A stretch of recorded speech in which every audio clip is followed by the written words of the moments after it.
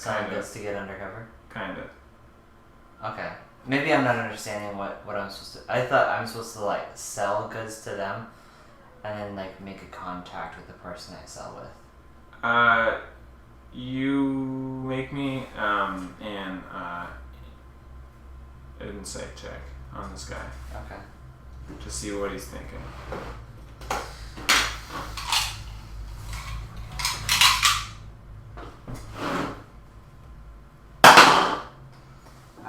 18 plus 2 is an unnatural 20. Oh my gosh. You can assume from his face that he's looking for the correct terminology here. Oh, shoot. He told me what that was. What was it? It started with a D? Yeah.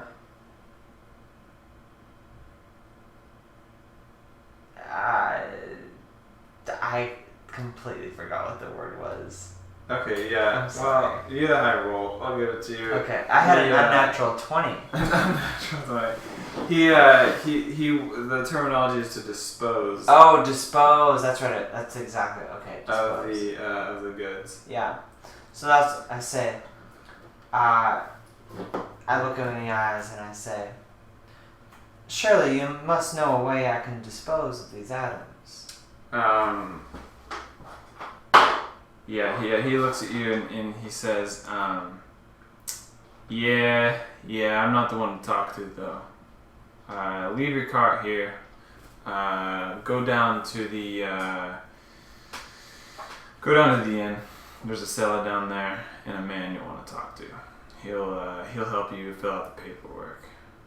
Okay. And I say. And the inn's like right next door. I mean, even so you can probably still see your cart. Oh, okay. Because I was being like, security reasons. Yeah. There's a lot of good stuff in there. So yeah, okay. If it's safe, then I'll go. Yeah. Okay. So I go to the inn. Okay. You go to the inn and there's a door that kind of goes down these stairs and you head down. And it's pretty dark and muggy and stuff like that. And you're at the top of the stairs. There's a torch and you kind of grab it and make your way down through these cobwebs and whatnot, and you can kind of glimmer. You see like these barrels and food storages, and as you make your way down there, you see that there's like a little brazier to light, and so you kind of light that, and it kind of illuminates the room, and in the room you see that there's like this desk, and there is a light at the desk. There's a candle that's kind of going, and sitting there at the desk is Frank Gold. And he looks up at you and he says, Hollis. Frank. Well, I can't believe I ran into you. You're the contact. I love it. Frank, it's great to see you. I'm the recent beneficiary of an inheritance, and I wish to dispose of these atoms, and I'm wondering if you can help me out with that.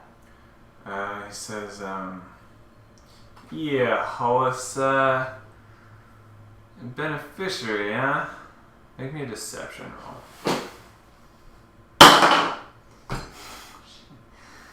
6.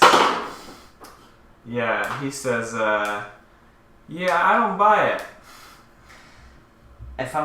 Okay, Frank. Between you and me, we've done a lot of work together. Saved your life and all that. I'm gonna be honest with you.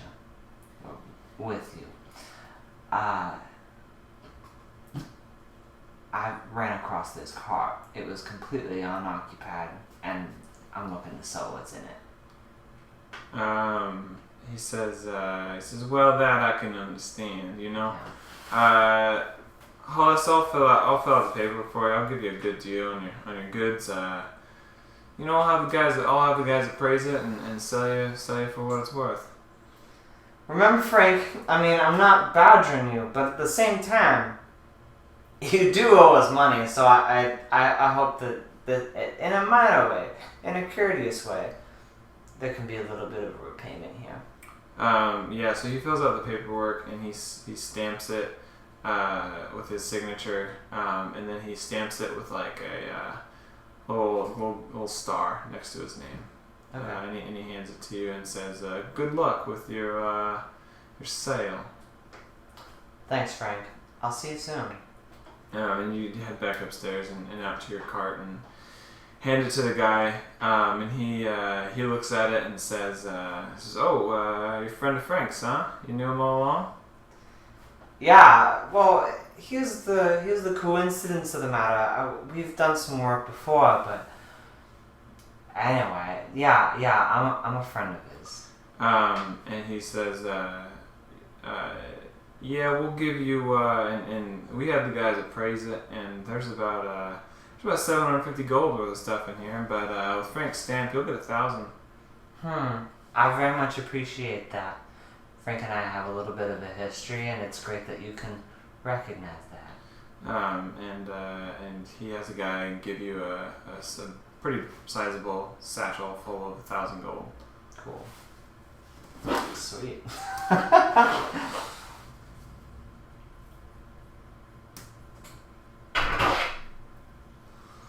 By the way, what's your name again? The fence guy? No, the guy who's... The guy If we had any viewers that were listing their names off, we could use it. Yeah, he says, my name's Roth. Roth, nice to meet you. By the way, this ship here, between you and me, do you know when it's gonna head out? It's heading out tonight. Tonight? Oh wow, awesome. Where's it headed to? It's headed to the capital.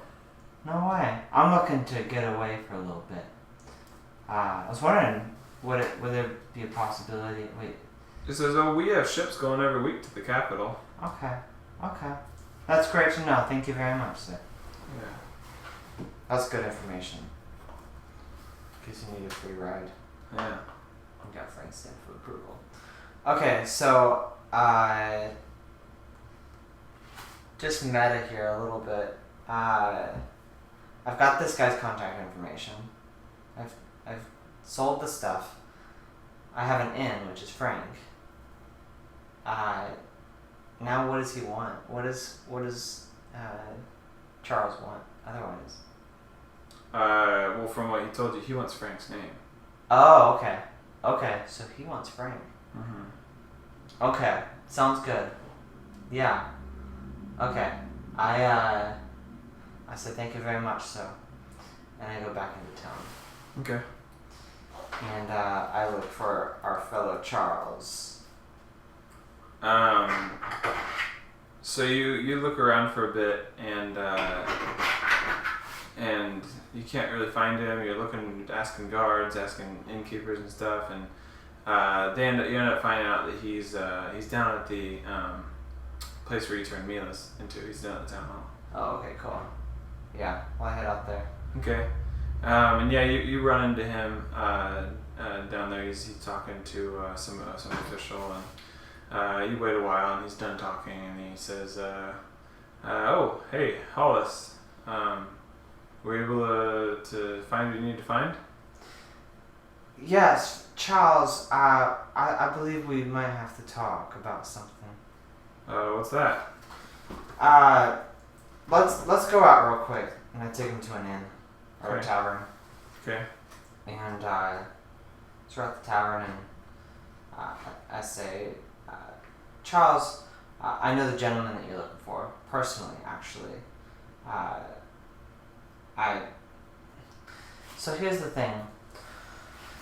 We've been kind of on this just a little bit, thanks to some,